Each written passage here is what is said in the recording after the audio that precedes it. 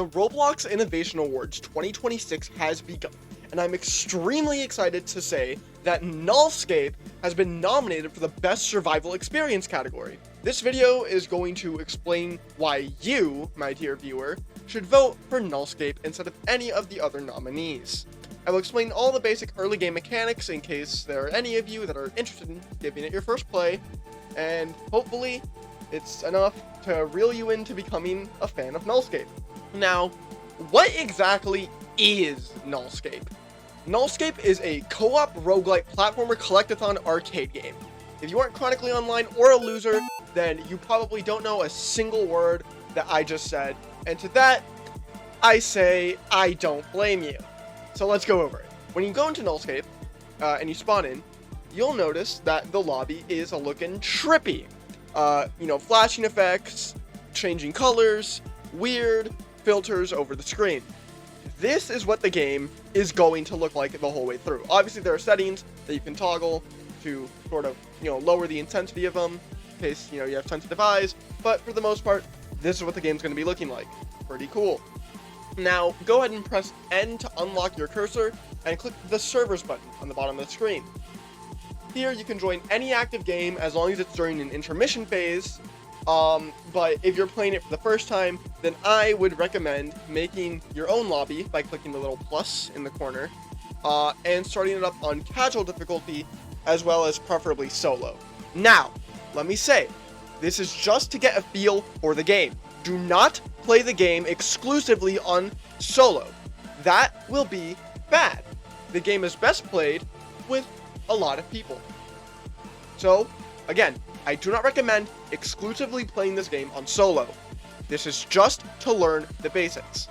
Okay, so with that out of the way, let's go over the gameplay. When you load into the game, you'll obviously have, directional movement, a jump, and you'll have an ability by pressing E or R by default. Now, the default ability is a dive, which you can jump out of to cancel early, for a whole bunch of different stuff. Now, there are different classes that you can buy in the game, but that's gonna take too long to explain, and let's be real here, you're kind of only watching this to see if this crappy little video can convince you to switch your vote off from 99 Nights in the Forest. So, let's save the time and just go over the important stuff. Now, you'll be prompted to pick an enemy, and when you pick your first enemy, you will be thrown into a randomly generated map full of gifts. Your goal is to collect all of these gifts and return safely to the beacon at which you spawned from in order to safely move on to the next level. Now, if you're playing with multiple people at once, only one person in the party has to enter the beacon and everybody that's playing can safely move on. So, if you die and somebody else makes it to the beacon, you're good. Okay? Okay. Now, here's the catch. When you finish collecting all the gifts, the map will begin to collapse. It'll start from the outskirts of the map and it'll work its way in. The map will slowly be destroyed and fall apart, making it smaller and smaller. However, all of the gifts will also respawn as sort of golden gifts for this kind of bonus round. Now, you can risk it, you can play risky, and get these golden gifts, which will give you money that you can use later on to buy upgrades. So it is encouraged to play risky to better support yourself and your survival further into the game.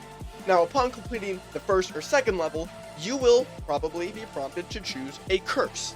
Curses are direct debuffs that you can apply to yourself or the environment, or buffs that are directly applied to enemies that you have selected in the run so that the game becomes harder as you play. So it's not just a cakewalk the entire time.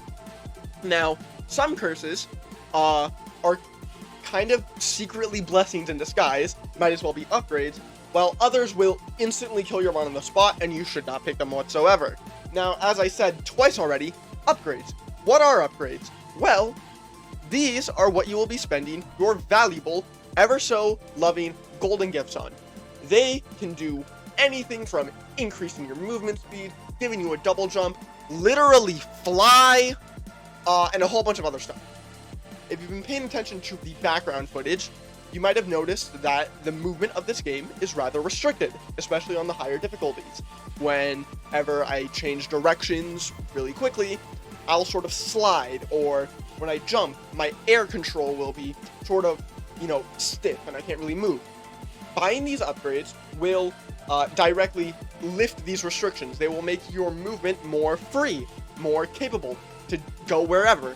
Now, with these upgrades, it's obvious that you need to be responsible with what upgrades you buy first before others.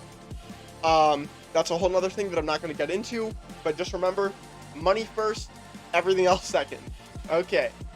Now, the last thing I want to mention is play with other people. It is literally as simple as that.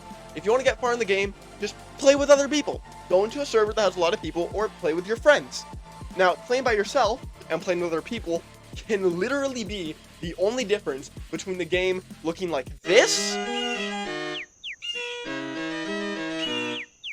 and the game looking like this. Oh my god! Oh my god! What the fuck? That's kind of all I have to say. I hope this shoddy little video was able to do a good job convincing you to vote for Nullscape in the Innovation Awards.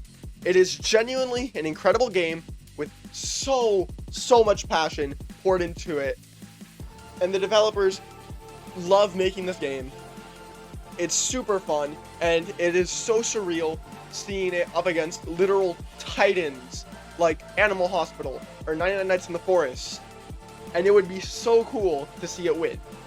Just remember, you can make the difference. So vote for Nullscape, and thanks for watching.